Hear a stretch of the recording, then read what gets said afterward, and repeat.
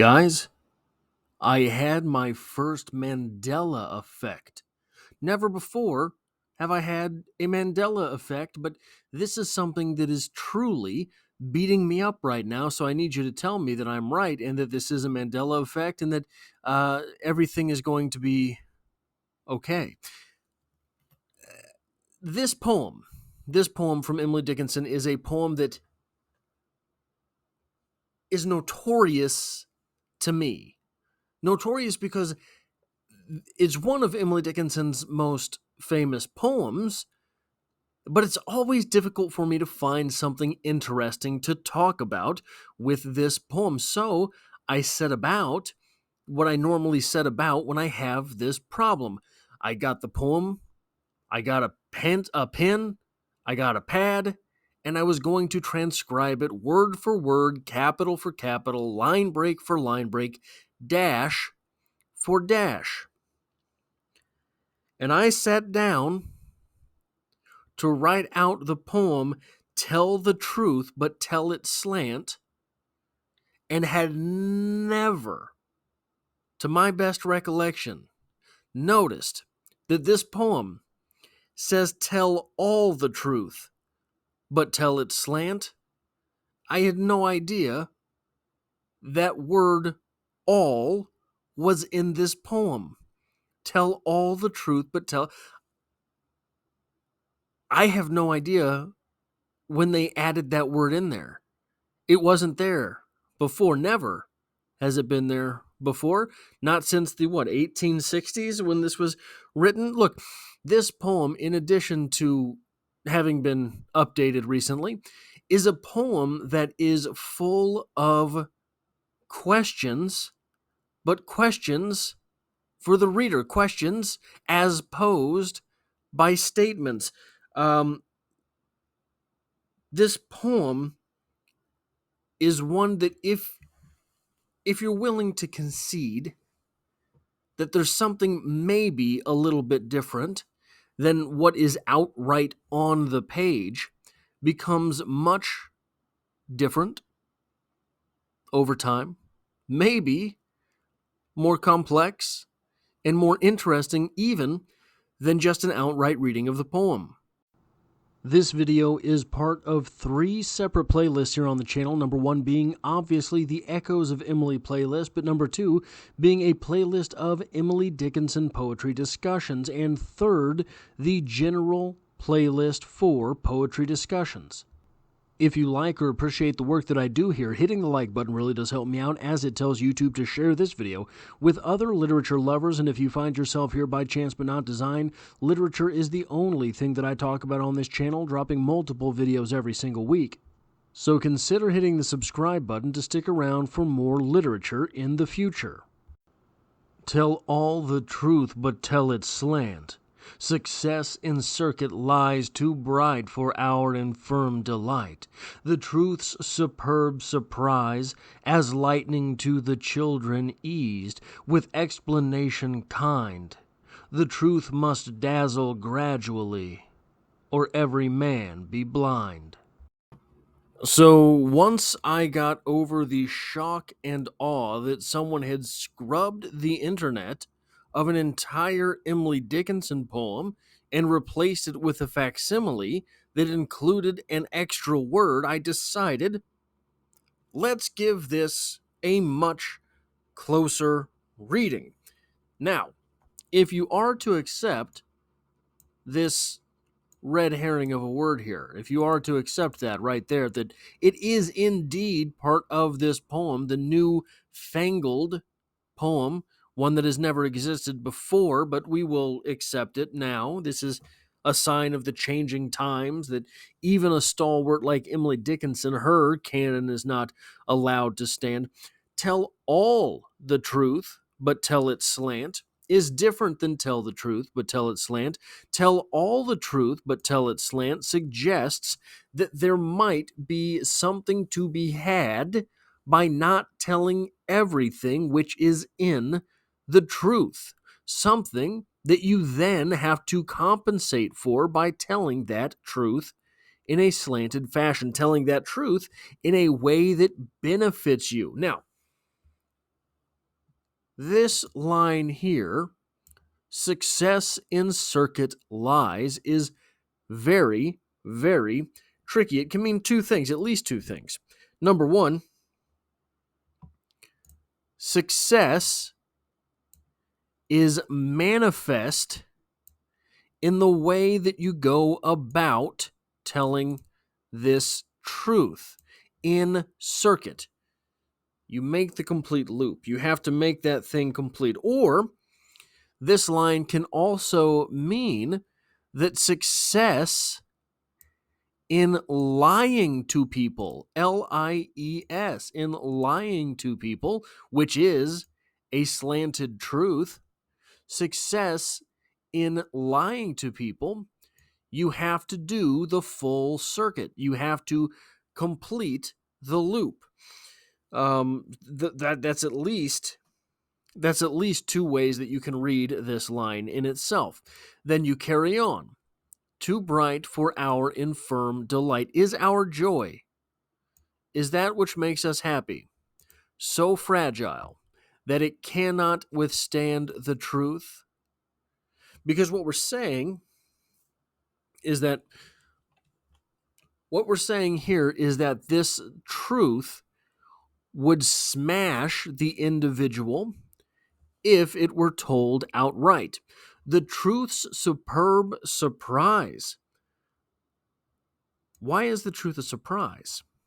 The truth's superb surprise, as lightning to the children, eased with an explanation. This incredible truth, the impact of the truth is lessened when it has an explanation with it. Then we start getting some really interesting questions, because this is not tell all truths, but tell them slant. This is tell the truth, tell it slant. Now, in the grand sort of scheme of things, maybe there is one ultimate truth, because everything that is true can be interconnected by its truthfulness. But this makes it sound so I would be willing to accept the generic tell all truths but tell them slant is still what is meant by tell all the truth but tell it slant. I can be down for that reading, that you want to make it a generic statement there as opposed to a specific thing. But this, boy, that makes me wonder. The truth's superb surprise.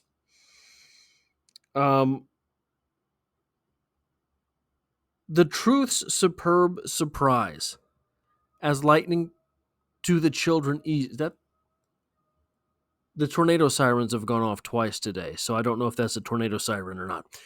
The truth's superb surprise, as lightning to the children eased, with explanation kind. The truth, capital T, oftentimes is seen with a religious context. We've talked already in this series about Emily Dickinson's strained relationship with religion. And it's sometimes people point to Emily Dickinson's poetry and say that it is strictly Christian. Sometimes people point to Emily Dickinson's poetry and say, oh, atheist all the way, baby. I don't think the truth is either of these statements. I think the truth is somewhere in the middle. We're talking about a woman who was writing poetry for 40 years, probably. Her stance on God changed a couple times along the way. It's understandable. She's a human being, not just a poet, not just the greatest poet of all time, not just the greatest poet of all time who maybe we were together for a while, but I can neither confirm nor deny these reports. This truth here with the capital T that is often used to refer to a religious truth is different than the lowercase truth that appears in the first line. However, this does not seem to be a religious truth. The truth, with a capital T, truth, capital Christian, is not often explained in the way that it would frighten you. The truth in that regard is normally seen as something awe-inspiring, but not something that would need to be explained like lightning to children. It can't harm you. As long as we're indoors, it won't harm you. The way that you explain away lightning to children, it's just static electricity in the sky that sometimes touches down, but we're indoors, we don't have to worry about that. That's the way you sometimes explain lightning to children. Don't worry, God can't harm you here. Is that the explanation that we are expecting to get from this poem? This makes it sound like not a religious truth. The truth must dazzle gradually, or every man be blind. We get a return to what might be a bit of religious connotation there. It seems closer to religious connotation in that regard, that the truth can dazzle. The truth will dazzle, maybe even dazzle you blind, if it's allowed as much. But I don't know that I have ever seen a religious truth explained in this fashion, that it has to be explained the way that lightning is explained to children.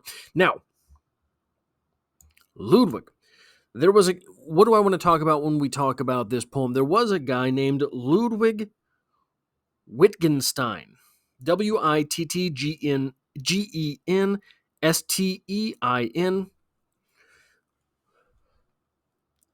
As far as I know, what he is best known for is the idea that philosophical problems of philosophy, all rise as a byproduct of misinterpreting speech, misinterpreting language. Which is to say that, well, this is a really good example here. But here's the thing. If all philosophical problems rise from miscommunication of language, that is to say that our words do not do much justice to the ideas that they are underpinning, that the ideas that are underpinned by language are much more specific than the hobbled together words and phonemes that we lob at them trying to communicate about them, right? If I say a chair, what does that mean to you? Probably 4 legs and something to put somewhere to put your butt, somewhere to put your back. But there is a world of difference under the word chair, right? In the same way, if I say I am a Stoic, a philosophic problem, and you say that you are an Epicurean, a philosophical problem, both of those could be philosophical answers, I suppose, but still philosophical ideas. There are no fewer interpretations of what a Stoic is than what is a chair. So, Ludwig Wittgenstein said that all philosophical problems arise from misapprehension of language. If we were to accept that as the truth, and okay, I'm willing to, then why not use it to your advantage? As the poem seems to be implying, tell all the truth, but tell it slant. There will be misinterpretation. If you can wrangle that misinterpretation into the direction that you want to see it flow, well, by God, you might really be onto something. Now, who is who? Now, I talked a little bit about truth here. Why? Okay. Truth. And truth. Listen to the poem straight through one time, and I'm going to ask you a couple questions afterwards. Tell all the truth, but tell it slant. Success in circuit lies. Too bright for our infirm delight, the truth's superb surprise. As lightning to the children eased with explanation kind, the truth must dazzle gradually, or every man be blind. Who here is our speaker? It could be misconstrued. It could be interpreted. It could be blanket statemented. Most times in poetry, the speaker doesn't matter. And I would allow you to get away with that.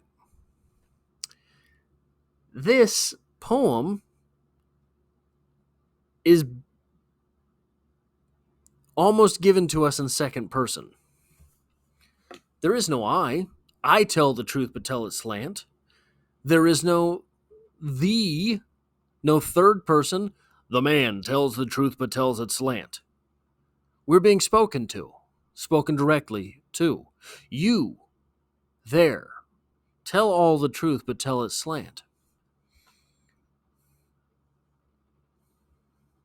Who is this individual that the speaker is speaking to, this individual who holds all of this capital T truth? It is an interesting conundrum for this poem because it is not cited in the poem. It is not, I don't know that I've ever heard anyone mention this. We are talking about a generic truth at first, truth with a lowercase t. We are talking about a specific truth, a big truth, later with a capital T.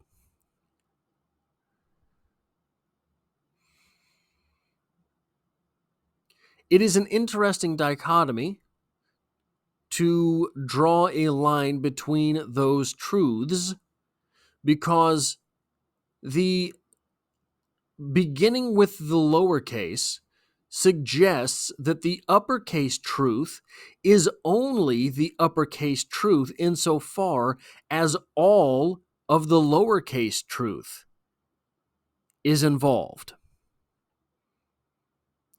See that?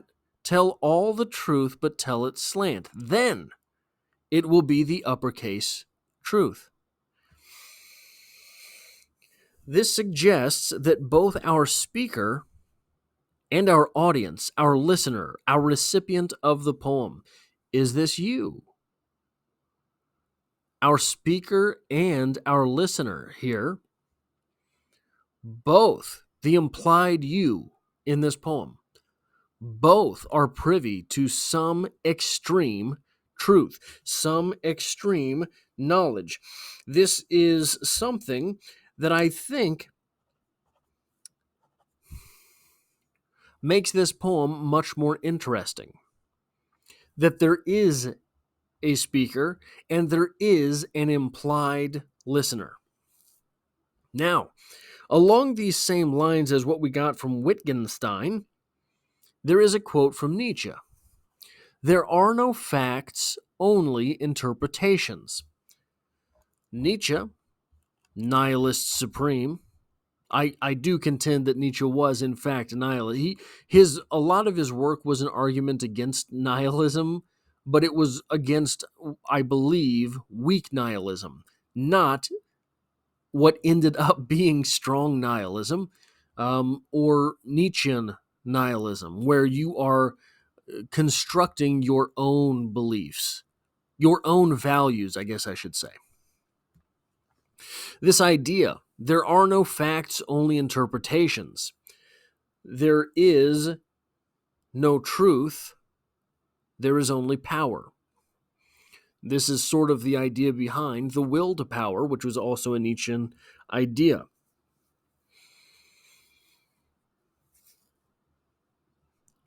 If this is a nihilistic conceit, there are no facts, only interpretations. It is a nihilistic conceit in search of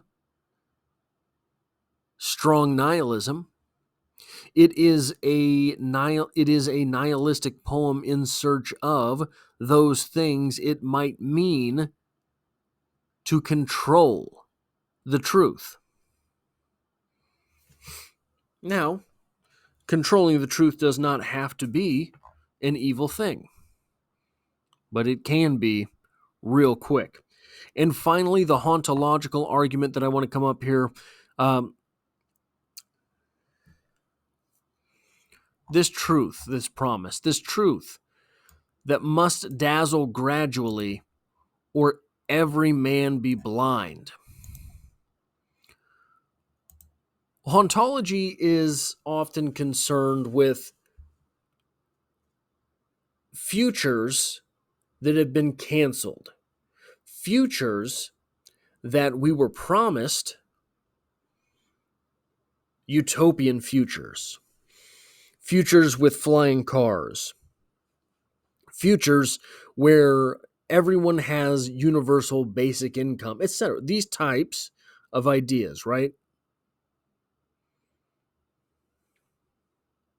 The capital T truth in this poem, the truth's superb surprise, the truth must dazzle gradually, is that type of truth, the future, the shining future that we were promised and never received. Tell all the truth, but tell it slant. Success in circuit lies too bright for our infirm delight. The truth's superb surprise, as lightning to the children eased, with explanation kind. The truth must dazzle gradually, or every man be blind.